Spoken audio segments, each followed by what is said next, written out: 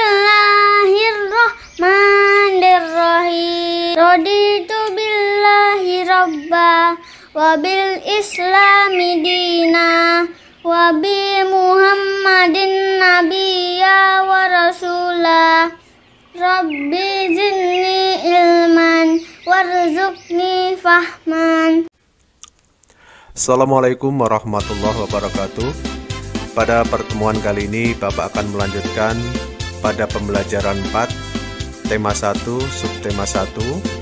Sebelum pembelajaran dimulai, Bapak ingatkan sediakan alat tulis kalian. Jangan lupa untuk selalu taat dan patuh kepada orang tua kalian di rumah. Baik, kita lanjutkan kegiatan pembelajaran pada pembelajaran 4. Yang pertama, membuat kesimpulan dari teks yang dibaca, menemukan sikap yang mencerminkan sila ketiga, dan merefleksi sikap diri yang belum sesuai dengan sila tersebut dan usaha untuk memperbaikinya.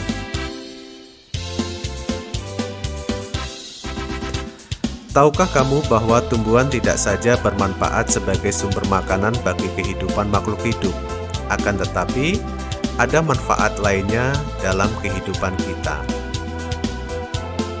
Pada gambar di samping, ada tumbuh-tumbuhan, ada manusia, dan ada hewan. Apa hubungan ketiga makhluk hidup tersebut? Hasil fotosintesis yang dihasilkan dari tumbuh-tumbuhan berupa karbohidrat dan oksigen. Oksigen sangat diperlukan oleh makhluk hidup untuk bernapas, baik itu manusia maupun hewan. CO2 selalu dihasilkan dalam respirasi dan diperlukan tumbuhan untuk fotosintesis. Pada proses fotosintesis, tumbuhan akan menyerap CO2 dan air. Pada diagram berikut, manfaat tumbuhan bagi makhluk hidup. Tumbuhan sebagai penghasil oksigen atau O2 dan mengurangi karbon dioksida atau CO2. Tumbuhan sebagai produsen atau penghasil makanan. Tumbuhan sebagai pelindung erosi dan abrasi. Tumbuhan juga sebagai tempat perkembangbiakan dan rumah bagi hewan. Tumbuhan sebagai penangkap zat pencemar dan limbah industri. Tumbuhan berkembang biak untuk menjaga kelestarian jenisnya sebagai sumber kehidupan bagi makhluk hidup lain. Oleh karena itu, manusia memiliki peran untuk melestarikan tumbuhan. Tahukah kamu bahwa ikut memelihara kelangsungan hidup tumbuhan merupakan salah satu bentuk pengamalan nilai-nilai Pancasila? Ayo membaca. Di pembelajaran 1, kamu sudah membaca teks tentang bagaimana jagung berkembang biak dan membuat catatan pada diagram. Kamu juga sudah mengumpulkan informasi yang ada dalam bentuk tulisan. Buka kembali diagram tentang perkembangbiakan jagung dan baca dengan seksama. Berikut adalah ide pokok dari paragraf 1 dan kesimpulannya. Pada paragraf 1, jagung merupakan salah satu tanaman yang dijadikan bahan makanan pokok di berbagai daerah, juga di Indonesia. Contohnya, penduduk Pulau Madura menjadikan jagung sebagai makanan pokoknya. Jagung merupakan salah satu tanaman penghasil karbohidrat yang sangat diperlukan oleh tubuh. Ide pokok dari paragraf 1 adalah jagung merupakan salah satu makanan pokok masyarakat Indonesia.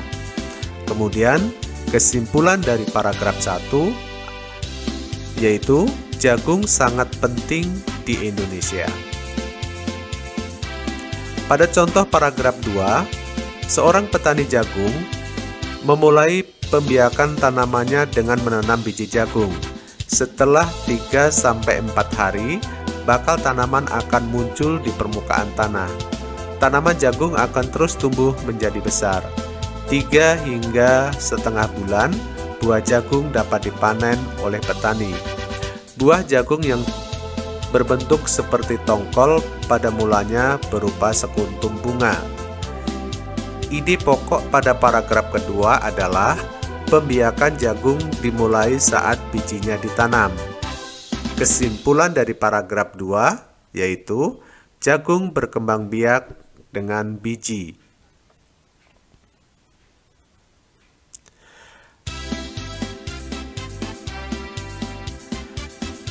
Tumbuhan adalah sahabat kita. Menjaga tumbuhan sudah menjadi kewajiban kita semua. Dalam menjalankan kewajibannya, terkadang kita tidak bisa sendiri. Kita membutuhkan kerjasama dengan orang lain.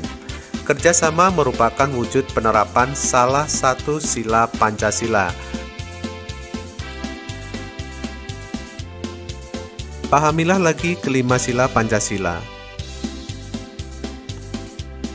Sila pertama, ketuhanan yang Maha Esa. Sila kedua, kemanusiaan yang adil dan beradab. Sila ketiga, persatuan Indonesia. Sila keempat, kerakyatan yang dipimpin oleh hikmat kebijaksanaan dalam permusyawaratan perwakilan. Dan sila kelima, keadilan sosial bagi seluruh rakyat Indonesia. Coba ceritakan gambar berikut ini. Ada 3 orang anak yang sedang melakukan kegiatan. Cerita pada gambar berikut ini adalah yaitu bercerita tentang 3 orang anak yang sedang membersihkan lingkungan. Buatan yang baik yang bisa kita ambil adalah kerjasama di antara teman-teman. Kalian bisa juga melakukan di rumah, di sekolah, ataupun di mana saja kalian berada. Pada gambar tersebut bercerita tentang 3 orang anak yang sedang berdiskusi atau kerja kelompok. Kegiatan semacam ini juga merupakan pengamalan Pancasila, sila ketiga. Sila ketiga dari Pancasila berbunyi Persatuan Indonesia, yang memiliki makna dan nilai persatuan, walaupun berasal dari suku dan budaya serta agama yang berbeda, tidak menjadi penghalang untuk mereka bersatu. Bersama, menjaga kebersihan, dan belajar bersama mencari ilmu untuk meraih masa depan, untuk mendorong bangsa Indonesia menuju persatuan dan kesatuan. Contoh lain, sikap dari nilai Pancasila sila ketiga adalah tidak mudah bertengkar di dalam rumah. Yang kedua, senantiasa menjaga amarah dan emosi. Dan yang ketiga, berteman dengan siapa saja. Nah, itulah pembahasan tema 1, subtema 1, pembelajaran 4. Mudah-mudahan bermanfaat. Bapak akhiri, wassalamualaikum warahmatullahi wabarakatuh.